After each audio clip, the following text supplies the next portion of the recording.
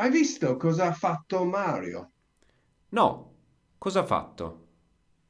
È andato a casa sua. Perché?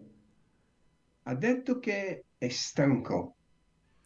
Forse ha lavorato tanto? Non ho parlato con lui. Sì, credo di sì.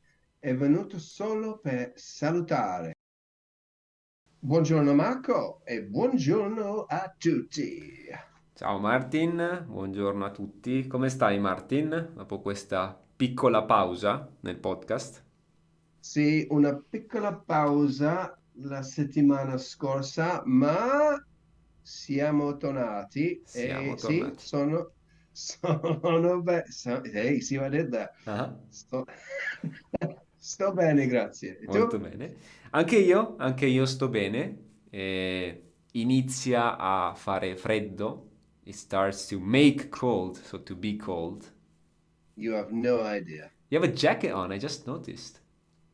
It's a gilet that ho Oh. comprato a Venezia. I'm sorry. How do you say in English? A gilet? Yeah, gilet. Right. Yeah. Okay.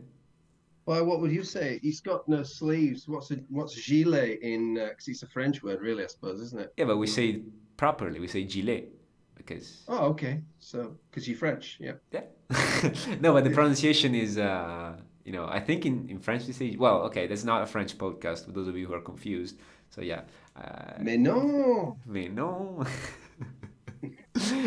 Ma sì, fa un po' freddo in Inghilterra e in Spagna. It's a bit cold. We say it makes a bit cold. Perché fa freddo, it makes cold. Or it does cold, I guess. In both Mm. England and Spain. Yeah, you say fa freddo because if you say sono freddo, Hmm. that's a different thing, isn't it? It is? Do you know what it is? What it means? Well, I'm gonna guess, and I really am guessing it because "oh freddo" is means it means I've got a cold, doesn't it? "Oh Hmm. freddo."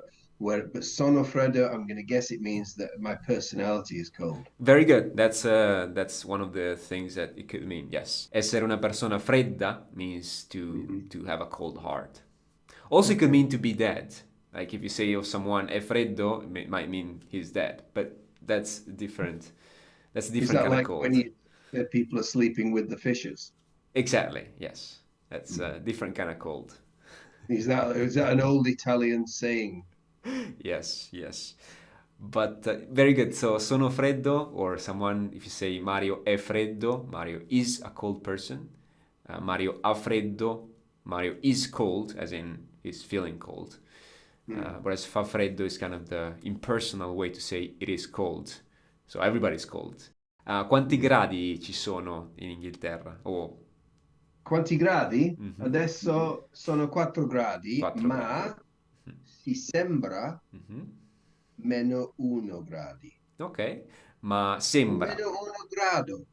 -1 grado. Sì, -1 grado. sì, sì, sì. E sembra senza sì, sembra non è riflessivo. Bene, cominciamo, vediamo cosa è successo oggi. Let's see what happened today. Sorry, Perché went no? full on Italian there for a second. Yeah. Your Italian is too good. But today we are continuing on what we started last week. Last week we started to talk about the passato prossimo, and we've seen a Mhm. few of these like ho detto, ho fatto, ho parlato. I don't remember exactly what verbs, but how to say I have done, I have spoken, I have seen, that kind of construction. And we said briefly, if we said it, that there are two ways to do the passato prossimo in Italian. That we saw the easy way, and today we're going to see the not so easy way. It's not hard, but it's just a bit annoying because we have two. Spanish only has one. French has two as well, right? French does the same thing that we Mhm. do. Yeah. Yeah, yeah. So we are seeing the other, and I actually looked it up, and I forgot, but I think it's like 15% of verbs um, use Right. this second form of making the tense, yes, and about the rest makes the Yeah. past tense with the other. So let's get started. First of all, let's Let's do it. quickly maybe recap with the very first sentence. Yes, I Uh, see what you did there. That's very clever, that. Well done. You should be a teacher. I should do that. Yes. Mm. I should quit my job and be a teacher. That I thought in 2017. Eh, Dovresti fa insegnante. okay, very good. Yes, that dovresti is a bit A more later advanced, lesson. but no, it's good. It's good. It's correct. Yeah. So maybe with the first line, Martin, we can recap quickly what we did last week.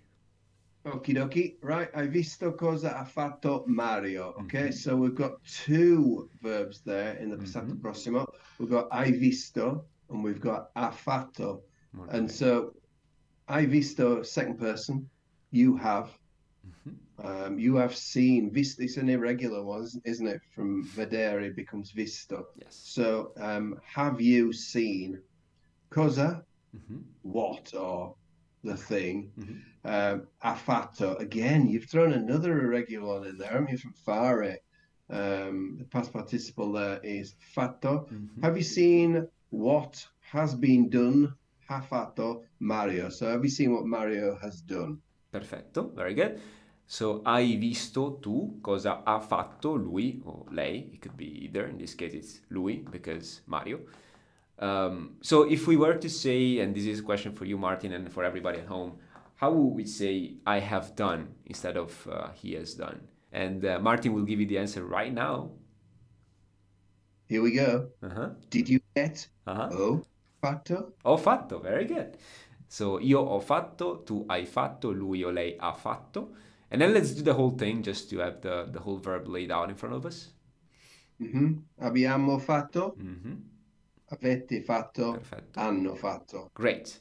And we saw last week that that never changed. That fatto is always the same word. Doesn't matter if it's a boy, a girl, one, many boys, one or many girls. Does not have gender, does not have number, it's just a verb. But today we're going to see that's not always the case, and we're going to complicate things a little bit because we enjoy doing that. I mean, Yeah. if you're learning a language, you enjoy complicated things. Otherwise, what are you doing? Just go back to doing something easier.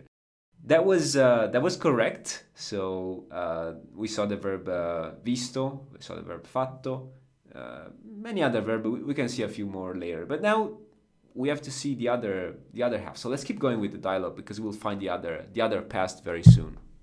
Okay. No. Cosa ha fatto? Mhm. Okay. No. What has he done? We already know that from the last sentence. Uh, È andato a casa sua. Right. Casa sua, like casa mia, casa tua, means somebody's home. So mhm, casa sua is his home. So we know that something to do with his home. Andato, we can guess it's from andare, can't we? Yeah, Which is to go. And because we're talking about the past tense, it's a reasonable assumption to say that he's gone home, isn't it? that's what it did. Correct. It's And different. it's a bit different. So we should expect it to be ha andato. That's what we know so far because it should be lui, obviously he, ha, the verb avere conjugated in the third person singular, and then andato, which is the past participle of andare, which we didn't know, but it's regular, right? Take andare, we remove the last two letters and we add to. So that's perfectly regular. But it's not ha andato, it is è andato with the verb essere.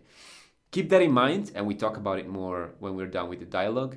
But this is the other half of the past. And I think we quickly got to talking what happens, but the very simple explanation is some verbs do not use the verb avere, but use the verb essere instead.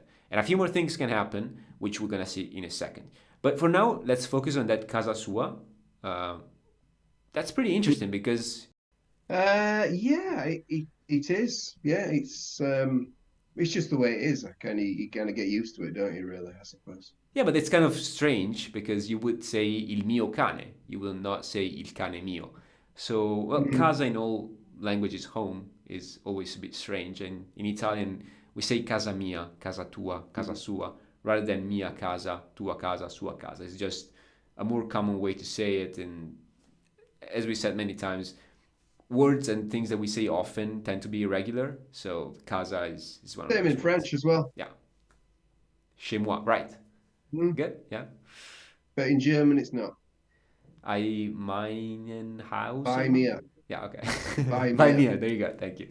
But yeah, so that's kind of for now. Let's focus on that line, and that in a Mhm. second we focus on the è andato, which Doesn't look too bad so far, but it's gonna look worse. Don't worry. Oh, okay. There you go. Expectations. Next we got perché, which we know because we did Okay. that. And if you're not sure what that is, you need to go back to the episode where we talk about question words. Perché, Hmm. why? Very good. And then the next sentence, ha detto che è stanco. Okay, so ha detto, we know again that's the past tense. We know it's the passato prossimo. We've got a, which Hmm. is he, the third person, and then detto, which is the past tense of dire. So that's another regular one. Ha detto, he said, Hmm. che è stanco. Um, Now, this isn't using essere as a passato prossimo. It's just a thing. He is tired. Very good. And I put this in on purpose because essere can be many different things, the verb to be. And in this case, yeah, è stanco. He is tired. As in English, the tired is not a past participle. It's just an adjective. It's just what the person is. Io sono stanco, which is kind of a strange one as well because we know that usually in Italian we say a for these kind of words, right? We say ho fame, we say ho sete, ho sonno. But in some situations like stanco, we actually just do the normal thing, what you would expect. So we use the verb essere, è stanco, io sono stanco, I am tired. Very important expression as well to remember. Next sentence, forse ha lavorato tanto. Okay, so again, we got the passato prossimo using avere there. Forse is a good word, Mm-hmm. perhaps, maybe. Ha lavorato from lavorare. Mm-hmm. So he has worked tanto, too much. Yeah, tanto is a lot, not necessarily too much. Troppo would be too much. Okay, Uh, yeah. Yeah, so apologies, you're right. no, no, same idea, obviously, but tanto, a lot is not necessarily too much in general. No. So, for example, you can have a lot of beer, but you cannot have too much beer. No, I'm joking. You can have too Well, much beer. there's another t-shirt. Yeah. But yeah, too much. So tanto is a lot, and troppo is too much. Very good. Okay. Non ho parlato con lui. Okay, so we've got another one there with the very passato prossimo with the very, but this one's a negative one. So just as in the present tense, the negative non goes before Hmm. the first verb that you come across. Very good. So ho, which is the first person. So non ho parlato from parlare. I have not spoken con lui with him. Very good. Yes. And as you were saying perfectly, Martin, if you want to say the opposite of something, it's not no, as in English, Spanish, it's non. So non. In Italian, if you say no, it's just a short answer, like no. But if you want to say didn't or like to negate a verb, it's non. You need that second n. Otherwise, you sound like someone who does not speak Italian, which we don't want to do. Okay, and the final sentence, sì, credo di sì, which is quite an expression, is that actually, isn't it? Mm-hmm. Yes. Yes. Credo di sì, it's a good thing to remember, I think. Mm-hmm. Yes, it kind of means instead of saying yes, I believe that yes, it kind of means yes, I believe so. Correct. I believe so. It's one of those phrases that we use very often. It's the most common way to say I believe so. It's credo di sì. Yeah, almost feels like you should have così in there. Credo così. You could. It sounds a bit off to me, but it's the same idea. Like I see what you're Mm, doing and I understand that. But yeah. that D we've not seen yet, but it's often used to introduce specific sentences. I don't want to complicate things too much, but for example, I can say ho detto di andare al mare. I said to. That D is often used to introduce like something else. So I assume that's where it comes from because D just means of. You're saying I believe of so, I believe of yes, which doesn't make any sense, but I think it's that other D. Okay, and finalmente è venuto solo per salutare. Mm-hmm. Okay, so we've got the e again, like we have with the andato. Mm-hmm. So this time we've got è venuto, D. which I know is from venire, to Mm-hmm. come. So è venuto, he came solo, only per salutare. And per is a bit like the D there, isn't it? Mm-hmm. Before, where it's just introducing the next thing. He came only to salutare, to greet, to say hello. Perfetto, yes. That per, that di, we called all of them preposizioni, semplici in particular, simple prepositions. And the way we use them in Italian as in any other language is very chaotic. It's very hard to find an actual rule, but you just have to kind of learn what goes in a specific context because it's not better than that, is it, Martin? There is not a clear rule. I think, uh, I think it's the hardest thing Yeah, in learning Italian. yeah, I agree. Harder than all the verbs, harder than passato remoto. It's when to use which. Yeah. Yeah, but it's in all languages because English is the same thing, Yeah, yeah, French, Spanish are the same thing. And for example, me studying Spanish, Spanish uses preposition differently. So very many verbs that in Italian have no preposition, in Spanish have a. It's very common. So language is different. It's just very chaotic. It's one of those things that you cannot really summarize in any ways. using a preposition wrongly is not going to mean that you are not understood, No, and no one's going to laugh at you. no. What they will try and do is, I guess, correct you and point you in the right way. And you know, I guess you make the same mistake several times, and eventually it's just going to stick. Yes, I think it's. I agree with you. It's not a mistake that will make or break the meaning of the sentence, unless you really say something very exotic, which might mean the opposite, for example. But generally speaking, context will help. But when people say it, you will not even notice. You don't care because it's not an important part of the speech. It does not clarify what they're saying. When you say them, if you say them wrong, as Martin said, you get corrected enough times, and you start to remember. I think it's one of those things that you can learn in two ways. I think some is a very structured learning where you sit down, you start writing the verb, io vado, tu vai, lui va, and you memorize it. And one is a more unstructured learning. And I think prepositions you cannot learn in a structured way because there are way too many cases. You cannot learn for every verb what preposition. You can try, and you should. But I think it's more about speaking and getting corrected enough times, and then you remember. That's my personal view on the topic. Yeah, and not worrying about making mistakes, No, which which we never really talked about it, but maybe we can do an extra bonus episode about speaking Italian, which I know for a lot of. So I feel like I have two categories of students when I teach. Some that doesn't care and just speak, and they say things that I have no idea what they're saying, but they speak. And some that can tell you perfectly the grammar of everything, but then when they have to speak, they feel very self-conscious, or they do not think of the words, or they get lost. So the second category, which I know a lot of you listening will identify yourself as, um, it's something that is a problem. Which would you say are you, Martin? Do you feel like you're oh, confident? absolutely, Yeah, absolutely, definitely the second one. right. And and as much as I'd say, don't worry about it, I do, and it upsets me. And I know when I've made a mistake, it drives me insane because yeah, you're right. If I was writing it down or I was listening to someone say it, yeah, fine. But it's just it drives you mad when you make mistakes. But Yeah, I think I said to you the other week, a good analogy I heard was that if you want to learn to play the guitar, you can read as many books as you want and understand all the musical side of it. But unless you pick up a guitar every day and play it and make mistakes and practice getting those mistakes correct and speeding up and slowing down, you're never going to master the guitar. I agree. I agree. I think we can discuss this further in a specific space because I feel like that's a very common issue that people have because it's easy to study grammar, it's not easy to practice. So Mm. it just genuinely hard to find people to speak to.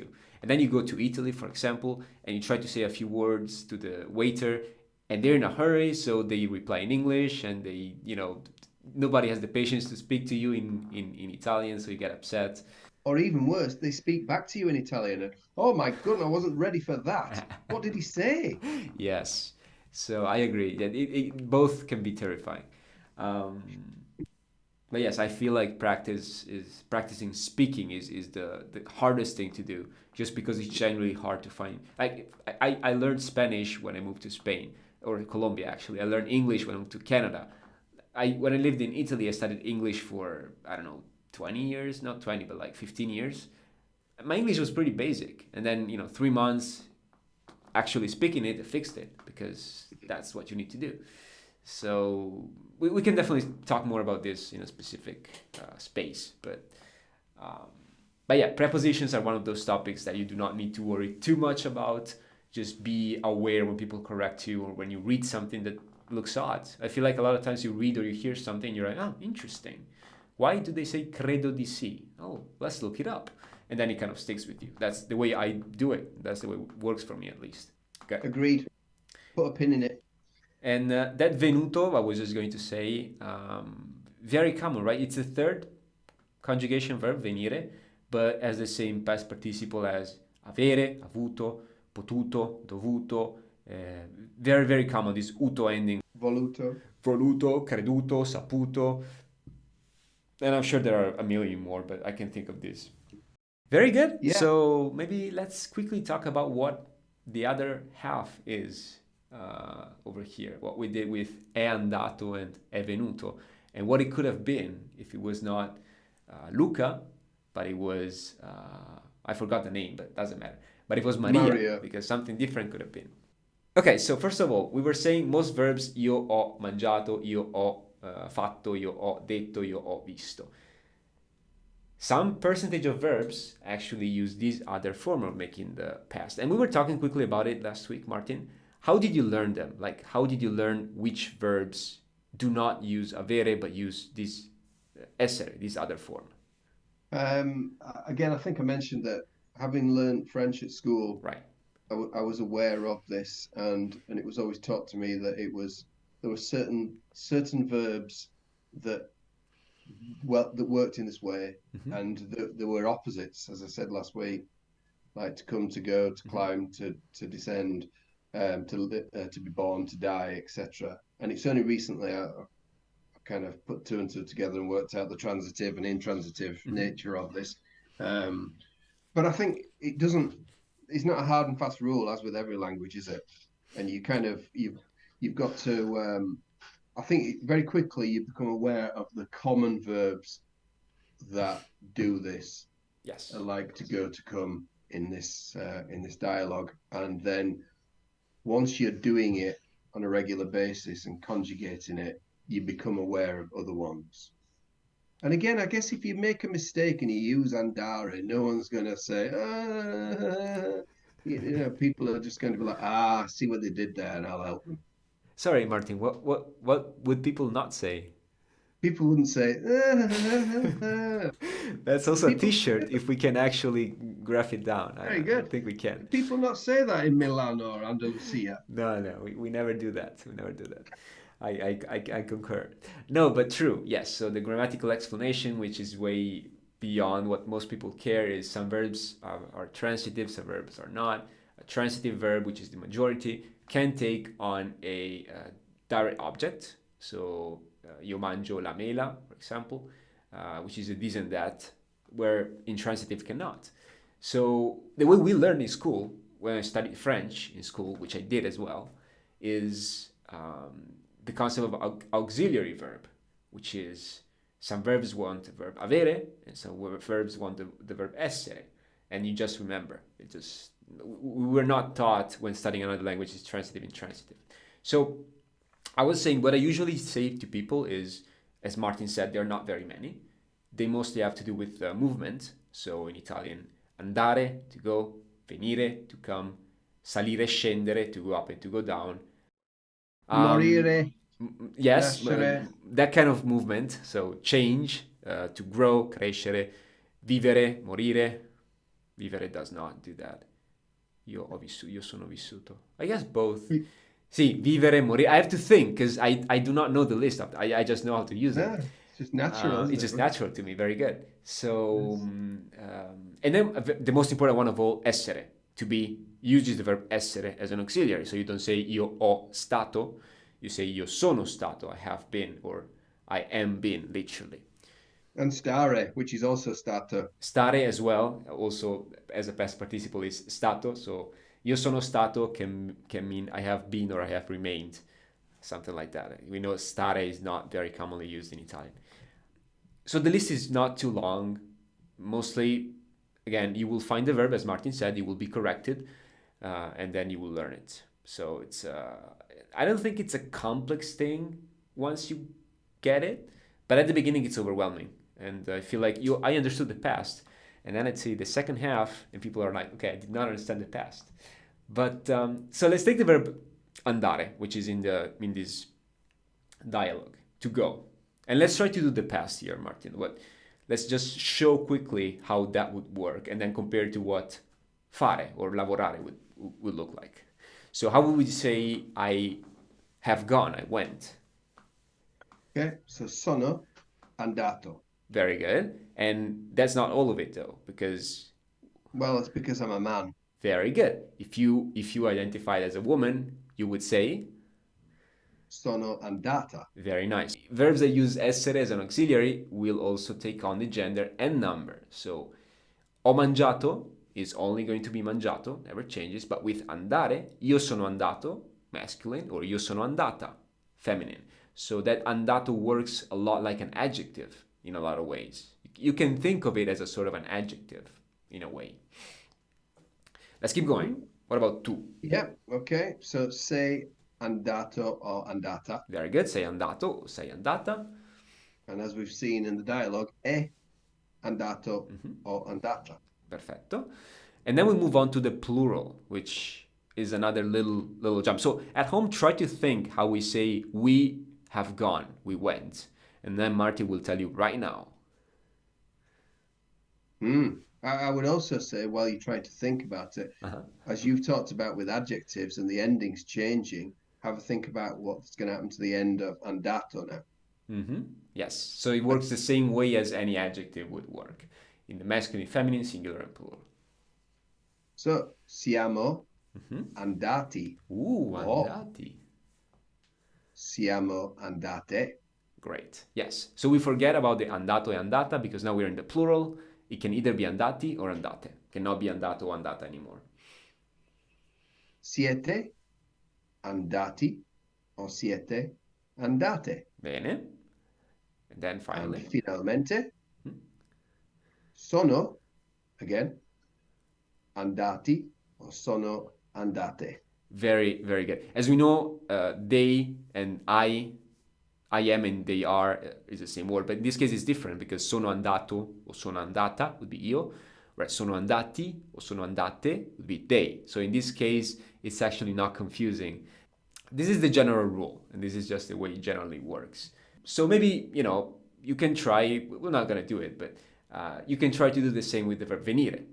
You know that venuto is the past participle. You know that it uses essere. So try to do the same. How would you say, I came, io sono venuto, as we saw, and try to say the rest of it. And I feel like there is one last interesting thing to say about this, just one, which is what happens if we get it wrong. So what happens if we use essere for a verb that has avere, and we use avere for a verb that has essere? I don't know if you ever thought about it, Martin. I think I have, because if you change it round, so like let's say comprare we're using to buy, we'd say ho comprato. Ho comprato is I have bought. Very good. But if you say sono comprato, you are being bought. Very good. So if you use the verb essere with a verb that uses avere, you're making it into a passive form. Io sono comprato o sono comprata. I am bought. It's a present tense, but it's a passive form. I'm not the subject anymore. I mean, I am the subject, but I'm not the one buying. I am the one being bought at this point. Correct. So it can be very confusing if we use essere when we're supposed to use avere, because you're completely flipping the sentence. Yeah, I think it's not something to go too far down a road of at the moment. No, I agree with that. But people have seen it. The other case, instead, is just a flat-out mistake. So if you're supposed to say io sono andato, and instead you say io ho andato, that's just a mistake. That does not mean anything. It does not have a second meaning. It's just people are going to say, no, it's not io ho andato, it's io sono andato. As Martin will say, it's completely clear what you're saying. There is no second meaning. It's just wrong. And people usually will correct you because it's the kind of mistake that people point out. But I think we kept it fairly simple Hmm. today. So I'm pretty happy with that. Let's not be scared of this because this is what happens in the passato prossimo happens with any other composite tense. So learn it now so you don't have to worry about it later. Yeah, because you Just, will look back on this and think, wow, that was so easy. yeah, it was. And then when we start talking about conditional and past conditional, and that's gonna get a bit trickier. Very good. Okay, Martin. I think we're Okay, perfectly on time with our meeting, so we I can think so. just say thank you to everybody. Grazie a Uh, tutti. grazie a tutti. This was episode 10. Questo è Oh. stato episodio 10. So we Mm. might do a bonus one maybe, and then it's gonna be the end of the second season. Oh. Yeah. So let us know what you would like to do in the future and Mm. any topic that you would like to tackle. Fantastico. Grazie mille, Marco. Grazie a te Martin, grazie a tutti e ci sentiamo settimana prossima. Sì, a dopo, ciao. Ciao ciao!